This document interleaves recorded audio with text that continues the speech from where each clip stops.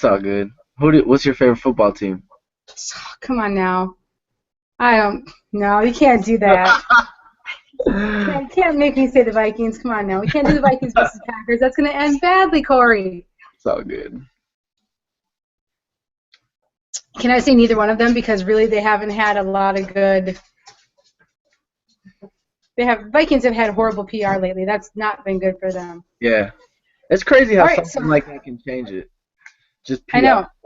That's crazy. We've actually started live here, so we All just right. went live. So my roommate just came back from work here. So we are live with Corey, and we are doing our next round of interviews for the Entertainment Industry End Hunger Challenge, which is a mouthful, so I've just kind of abbreviated down to the End Hunger Challenge. So really briefly with the introduction, I am Monica. I am an advocate for No Kid Hungry.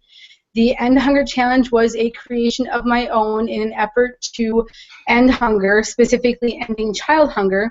Corey was a nomination from somebody off of my Twitter followers who thought that he would be an amazing person to sit down with and do the interview with. He has been fun so far and graciously agreed to do the challenge and accept it, knowing that the interview would raise $100, which is 1,000 meals for ending child hunger. So, Corey, thank you. Thank you for having me. I'm honored to do it. So why don't you take a moment to introduce everybody and let them know who you are. My name is Corey Pieper. I'm a Hawaiian pop artist. I was born and raised in Milwaukee, Wisconsin. My music's kind of a cross between pop and hip hop. It's all feel-good music, viewer-friendly. I keep it clean for kids and families and everybody to enjoy. And that's about it. Been doing it for a couple of years, and basically just traveling around doing shows. I got a lot of music available on iTunes, and that's about it. All right, Corey. Granted, you were a nomination of a friend of mine, and I think you had a chance to kind of look at the project and see what it was. You obviously could have been very busy or said, I'm going to pass. It's not my thing.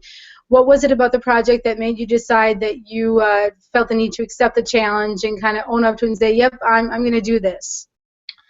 I had to be honest, I haven't actually looked in or done much research on it before, up until now, but I've heard about it and I knew it was a serious problem.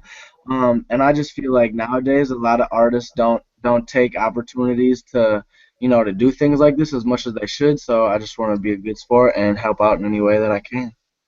Which we definitely appreciate. And it's actually kind of one of the questions that I left out and didn't bring to you that we used to ask artists, and I kind of left it out because it became a touchy subject, which was whether or not they felt that they should kind of own up and help out. And it became kind of controversial, so we kind of set that one aside, whether or not people felt they should just do the right thing, because we thought that everybody should, not just artists. So it's not really a musician thing. It's kind of a human thing to do the right thing. So I think one of the things we touched on was, setting politics and religion aside, which isn't a matter of saying whatever you believe in doesn't matter or whatever I believe in doesn't matter. But we have such a huge problem with hunger. And at the end of the day, if these kids are so hungry, it's not going to matter what you're trying to teach them. They're so hungry that we're not going to be able to get the word out. What do you think when people try to press religion and politics in the issue? I think that we're starting to lose focus on the core problem. I always think politics and religion should be left out of things, unless you're specifically trying to talk about politics. But I mean, those conversations never go good. It's never. And at the end of the day, kids are hungry. Like, what does that have to do with if you're a Republican or Democrat? Like, we need to find a way to feed some kids. That's the goal, really. So who cares?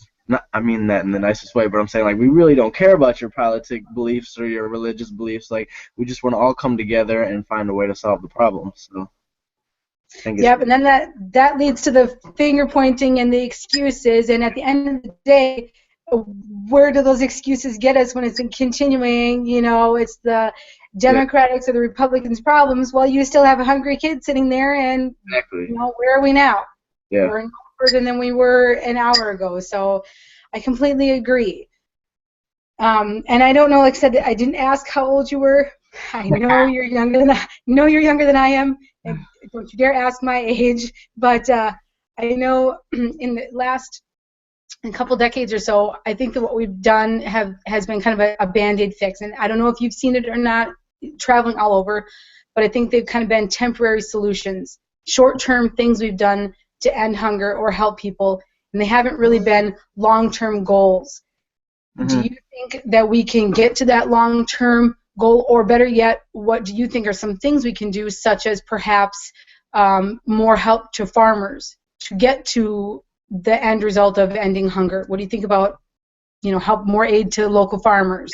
I think that definitely would be good. I think really the whole thing, I mean, we obviously have enough food in America for people to not have to go hungry. So I think it's definitely about, educating people on the options that they have available, or how or bringing awareness and showing people how they can get involved to help make a difference. And I mean, really with social media, it's just a matter of sharing it and getting people to good-hearted people that want to help out get involved and do everything they can.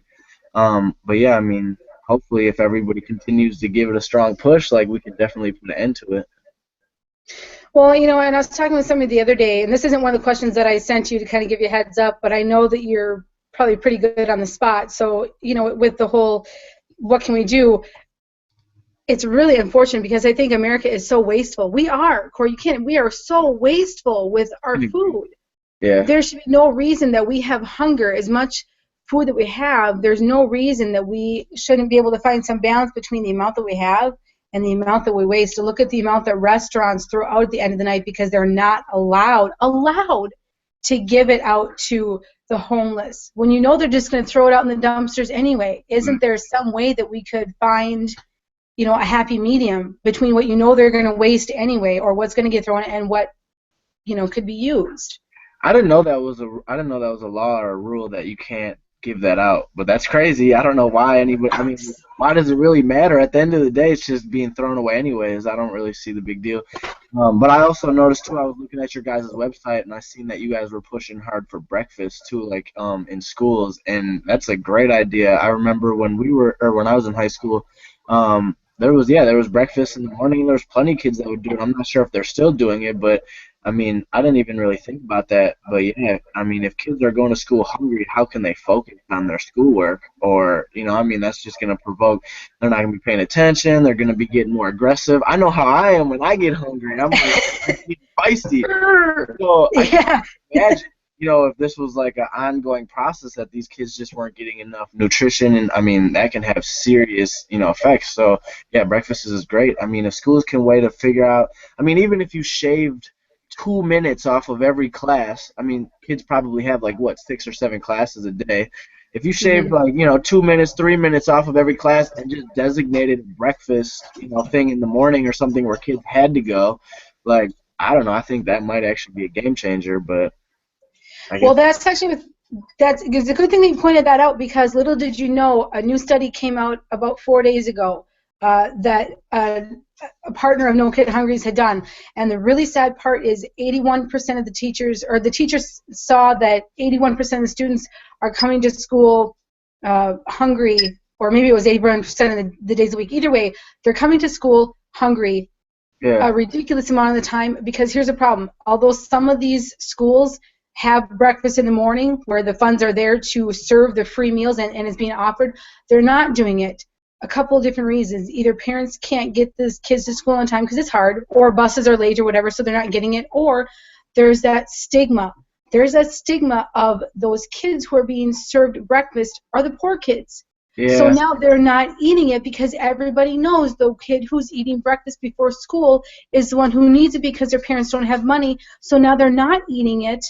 So they're trying to change it to where breakfast is being made a mandatory thing in the morning for all the kids regardless. So yeah. there's none of I think this. that'd be good because it would eliminate that problem of thinking it's the poor kids that need it or whatever, and which is crazy too. That's so sad. Like I realize, like when you're in school, like it's so different. As soon as you graduate high school, like I feel like none of that whole like how you view people are cliquey or are you the popular kid, are you the poor kid, are you the goth kid? Like I just feel like as soon as you get to college, like none of that stuff even really matters. So it's sad that like people have to go through that when they're young. It is, and it's ridiculous that we have to deal with that. And what's even worse is the fact that some states I didn't even realize this until I started with No Kid Hungry, don't have the school breakfast program. I mean, I don't know about Wisconsin, but Minnesota has it. My kids have the breakfast program here. It's not an issue. I mean, Minnesota has, free or reduced breakfasts and lunches, so it's not a big deal. I didn't realize that as big as New York is, that some of the schools didn't have that, Oh, until they had started it. So, I mean, some of us are more privileged, I guess, than others that we have it, whereas others, they had to fight to make this a priority. And now on top of it, we have all this funding for programs in place, and it's not being given to the ones who really need it. So these kids who need it most, it's not getting to them. yeah. I think that's again is just gonna go back to if we can just get more people on board and get the awareness out there. I mean, because like I think a lot of people, they're so busy that like they hear about it and they know it's a problem, but like nobody actually takes the time out of their day to go, to dive in and see what's available or how they can help or the extent of the actual problem. Because when I was looking at your website today, I mean, I'm gonna admit, like when I was seeing those status, or I mean the like the percentages and the facts and stuff, I was like blown away. Like it said something like over half, like over 50% or something of the kids come from low income families, like and hunger and poverty is an issue. And I was like, whoa, I did not realize that. So I think it's really just reaching out to people, just like you reached out to me. If we can all just grab more people and it'll just spread and keep going. Hopefully we can figure out a solution. Exactly, and I had somebody contact me yesterday, and I try not to, mention any names until, we do the interviews or whatnot, but as another artist who came to me, and I know who they are, so it's kind of like, oh, I couldn't believe it, and they had added me on social media, and I said, well, did you add me just for the purpose of followers, for your families, or, or did you come to me for a reason? And they knew what I was doing. This person sought me out for this project, so I felt kind of, it was a nice feeling to know that others are finding me for this reason, and we're kind of reaching the right people who can help us make a difference, and it's what we need. We need to reach out to the right people, and whoever it was, one of our friends that nominated you, I mean, I'm glad that they did. Jonathan Brewer, I think, right? What was it? Jonathan Brewer? Yes, I believe that's who it was. Yes. So he's a good guy. Someone who nominated you and said, we've got to get you to do this. But it's sad that we're getting the money in for some of these programs, and it's still not enough because the kids that need it it's not getting to them. Mm-hmm. And there's that stigma of the poor kid, and so now they're still not getting the breakfast because they don't want to be seen as I'm the poor kid that, needs it. Yeah. We need to make it where everybody's getting breakfast regardless. I agree. So that's awesome. Well, and and one of the other questions that I ask you being a musician is, a lot of people say music can change the world, and we say that because no matter where, Hawaii, like we talked about Hawaii, Wisconsin, or or wherever we are, music is everywhere. Do you think that statement of music can change the world, is true? That it's one thing that kind of brings everybody together? I definitely think so. I think a lot of artists, like I had mentioned before, I feel like a lot of artists nowadays kind of forget how much influence they have over the younger generation and, over the things that, people do. And so I feel like, that's part of the reason why I keep my music clean is because I feel like there's enough people out here promoting negative things. Like when I'm on stage and I got, 4,000 kids in front of me and I'm not talking about drugs or sex or alcohol or violence, like, and then I have full families coming up to me like, hey, we listen to your music on road trips, like, and it's just great to be able to see the family come together and enjoy something and not have to worry about, explicit material. And I don't know, I'm definitely a big believer in that music can bring people together, regardless of whatever it is that you're talking about. Well, and like you said, I have to admit, the other thing I like about this project is a lot of people that get nominated. Some people, like yourself, I don't know who they are, but and that's okay. I don't want people thinking it's a bad thing. I like when artists or actors or whoever are nominated to me and I don't know their work, because it gives me a chance to get to know you for you, mm-hmm. versus the stigma of somebody famous, say like John Cena. Oh, you get to interview because everybody knows who the persona is. Yeah, they already have what they think of them. Exactly, and it's like I'd rather get to know the person, so then after I'm told, okay, I'm going to be sitting down with Corey, well then I'll go back and look at your work and see, because I have no idea, obviously, who you are. So it's nice to see the family side of it, because I have 3 kids. So that's great, because without mentioning other artists' names, it's refreshing to see somebody who does music that kids can come to versus some of the garbage that my kids listen to that I prefer they don't. It's Yeah. ridiculous. my Yeah. my son too. He's just turned 5, and he's already coming home singing things that are on the radio, and I'm like, I don't think you understand what that means. Probably shouldn't sing it. Yeah, they'll sing it. I'm like, I don't really think you understand what you're singing. Yeah, I'm like, no, you have no idea what you're singing. So just stop. Just don't even. I know. So it's very nice. You kind of travel all over and have family everywhere and have quite a cultural background. Do you, and of course you really weren't aware of some of the statistics when we're talking about hunger. Do you have any influences, music or otherwise, that have led you to kind of be the voice with me, to make a change, to say, hey, you know what, we need to do this. We need to step up and make a change. We need to, make everybody aware of what's going on and that there is a problem. I just think there's not enough people that do things like this. I mean, I seen one of your questions, if there was any other artists that do things like this that I look up to, and I was thinking, I mean, I was literally trying to think of all the artists that I listen to, and I cannot think of very many of them that ever take the time to do stuff like this. So I think, just any positive things that we can do for the community is always a plus. It's not going to hurt us. I think this world is pretty negative as it is, and it's getting kind of scary. So I feel like more people need to just, start pushing for good things, good vibes, anything that can help people out. I seen one person though that I did notice did something like this was Donald Driver, actually, from the Packers. I'm not sure if you're familiar with it, but his organization, he did I think it was called Blessings in a Backpack, and he was giving out backpacks to kids at school that had food in it that they could take home for the weekend and have food to eat over the weekend for people that had kind of this similar to this no kid hungry thing. So that was pretty cool to see somebody like that do it, because I looked up to him. I got his autograph. Had to throw the Packers in there. Yeah, we have something like one of our local churches actually here in Brainerd has the same thing where we did that over the long break, because that's our big concern. We have a program over the summer called Operation Sandwich, and I actually help with that, where we will have volunteers come in and make the sandwiches, the peanut butter and jelly sandwiches, and then not only do we make them, then we go to different sites, and the kids know that we're coming, and we will pass out sandwich bags, lunch bags with like an apple, a granola bar, the sandwiches, and it is so heartbreaking to not only see the kids waiting, but can I get one for my sister? Can I get one for my mom back home? Goosebumps just hearing you talk about it, because I can imagine these kids there ready, waiting for you, like, because they know when we're coming, and so they're waiting for their lunches, and then over the breaks, because you think you have the reduced or free breakfast and lunch in schools. So when you have Thanksgiving or Christmas or spring break like now, what are they going to do when you have a week off from school? So we did kind of the same thing where they would do backpacks to kind of send some food home with them to last them, at least part of the break, so they'd have something. Yeah. Because I just worry, what are they going to do for a week when they don't have at least their breakfast and lunch to eat? Yeah. So it's heartbreaking. So that's why we're trying to make a difference, and you are helping. You are helping just by doing this interview. So that's kudos to you. So one of the last questions that I think you saw on there, and is coming your way, hopefully you've had time to kind of think, is we need to keep this spreading. We need to keep it going. So 3 people.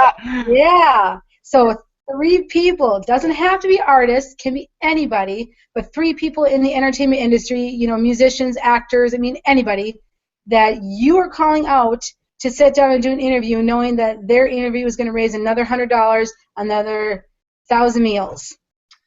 Let's do. I meant to think about this and I forgot. Let's do. I'm gonna do my manager, Aaron Biebert. Did I just hear Beaver? Biebert with a T at the end. I was gonna say, oh no. It's Aaron Biebert. Him, and then let's do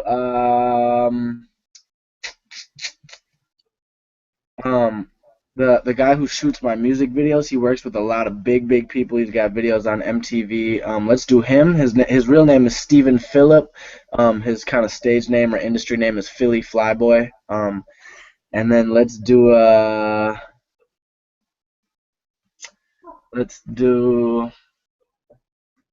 I have a friend who's a really big producer out in LA.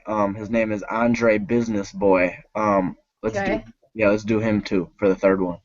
All right. So if you have them on Twitter at all or Facebook or their contact, let's look them up or tag me in that. And we are going to call them out. You have been nominated for the Awesome. challenge and kind of give them a heads up so they don't think I'm just some crazy lady going, who is she? You know. I'm gonna But call him right as soon as I'm done with you. yep, unlike the Ice Bucket Challenge, they don't have 24 hours to respond. But let's see if we can get them to own up to their challenge They will. and sit down and do it. You Cool. have been a pleasure. If you do come my way for that performance, you and I have got to get together and maybe do a follow-up interview for another $100. So Definitely. we'll Let's see do how it. it goes. Thank you Cool. so much for your time. Thank you. You have a great day. You too.